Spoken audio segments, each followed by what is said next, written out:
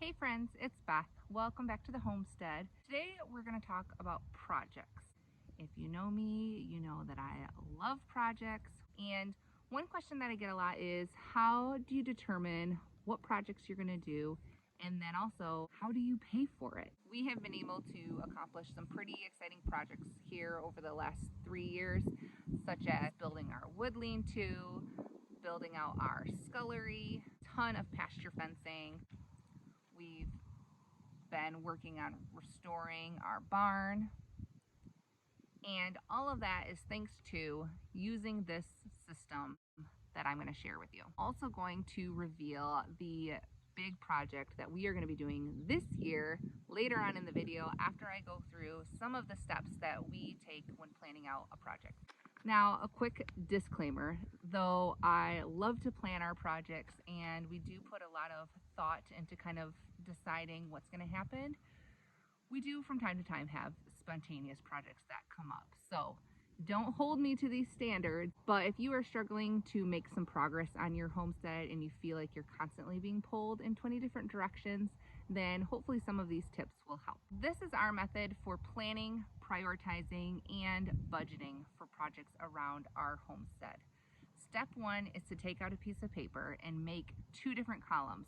One column is going to be labeled free and the other column is going to be labeled money. What you want to do is you want to differentiate between the projects that are going to cost you money because you have to buy materials, or the projects that just have to get done, but they don't necessarily require a budget. So for example, when we first moved to this property, we had a ton of overgrown pasture and brush and vines that we had to clear out so that we could put up our fencing and paint the barn and make repairs. And it didn't require us any money in order to clear that area, but it did require us time. Whereas when it came time to put up the fencing, we had to buy materials. So that is something that would go into the money column. So after you have your column, step two is just to do a massive brain dump. And I'm talking write down anything and everything that you would ever want to do around your homestead, even if you know that it's not a priority and it's not going to happen in the near future, like putting a gazebo in my garden. Write it down in the appropriate column and just get it all out of your brain. And don't be afraid to dream big and put everything on this list. After your brain dump, step three is to start prioritizing. Typically, I like to use what's called the 1, 2, 3 method, meaning that anything that is super priority is going to be number one. Anything that is kind of lower priority is going to be number 3. So for example, if you have meat chickens that are coming in a week and you need to build or set up some type of brooder for them, that would be a number 1 because it's a high priority because it's time sensitive. Whereas items that are number 3 might be something like painting the inside of my garden fence, which I still have not completed, but I would like eventually to get that done. So step number 4 is to start checking your budget. Maybe you have some already saved or set aside, or maybe you're going to be cash flowing the projects, but either way, you'll probably have some type of number that you know that you're going to be working with towards those number 1 top priority projects. If you do not have any budget to work on projects right now, then you're probably going to start attacking that free column, doing as much as possible with the time that you have while you're saving up for some of the money necessary projects. We had many years during our early homesteading that we just didn't have extra money that we could put into projects. So that really forced a lot of resourcefulness, reusing things, good enough homesteading, if you will.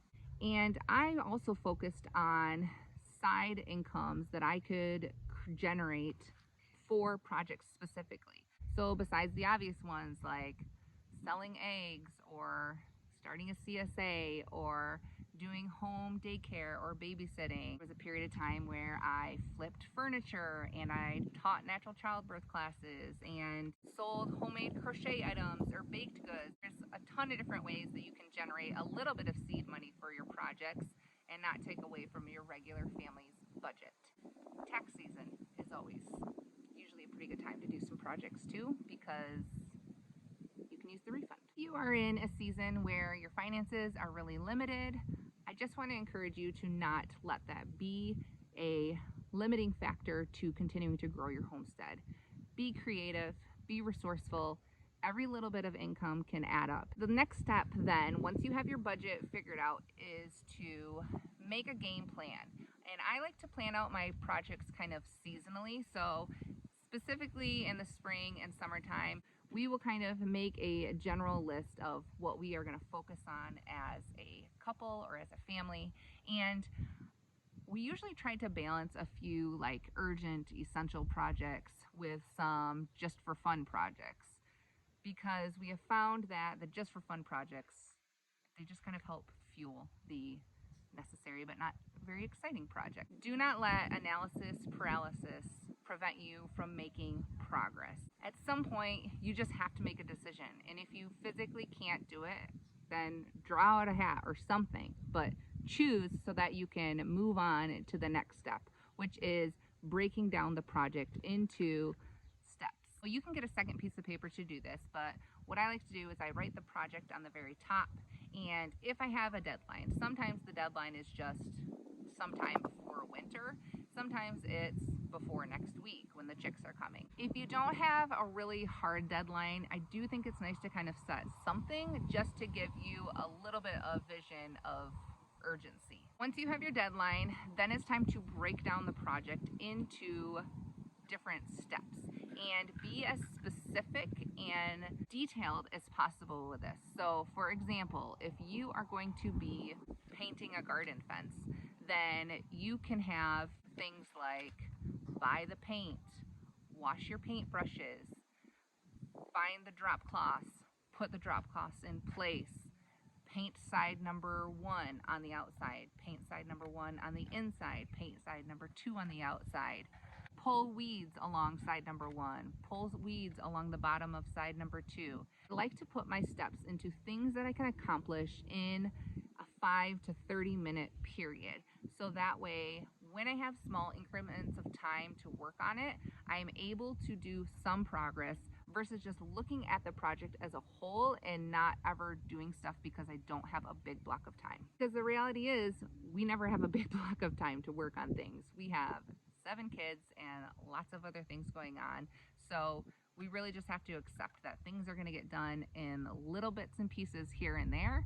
But over time, those really do add up and we're able to build some beautiful things. Really just any excuse for me to make another list, I'm going to jump on, because I love to check things off lists. So now let's talk about the big project that we've been planning for this year. We are getting ready to break ground on a new processing area. If you've been here a while, you know that a few years ago we built a big kind of arch hoist for pig processing. We also do a lot of chicken butchering, and up until now we've kind of done it a few various places around the farm. Usually we have a pop-up tent, so we have a little bit of shade. But we're at the point now where we've decided we want a permanent space outside, not in our scullery, to do the initial part of our chicken butchering throughout the summertime. So we are going to be building around our hoist area a sheltered butchering spot. This project is going to be awesome, but it's going to have to be done in phases. So our first goal is simply just to give us a permanent roof that we can work under and to store all of our butchering equipment under so that we don't have to pack it up and put it in a trailer every time we're done using it. And I'm really excited to finally have this permanent spot that we can designate and kind of keep the mess contained versus moving it all around. So far, we have collected the holes that we need for the 4 corners that are going to go in.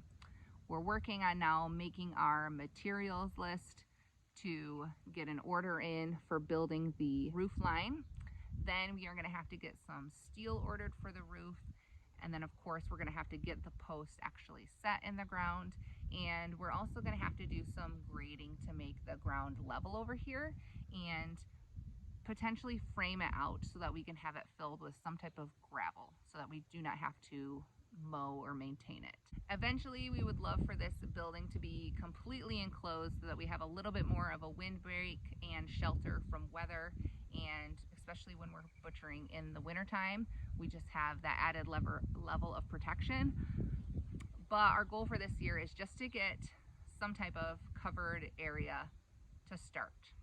I'm really excited to share this project with you guys as it goes on. I know you really enjoyed following along with our scullery build out last summertime. Be sure to subscribe and check back for updates as they happen. I hope some of this was helpful for you, and that as you go now and plan your homesteading projects, that you have a little bit more direction, a little bit more confidence. If this was helpful, leave me a comment below, and we'll see you guys later.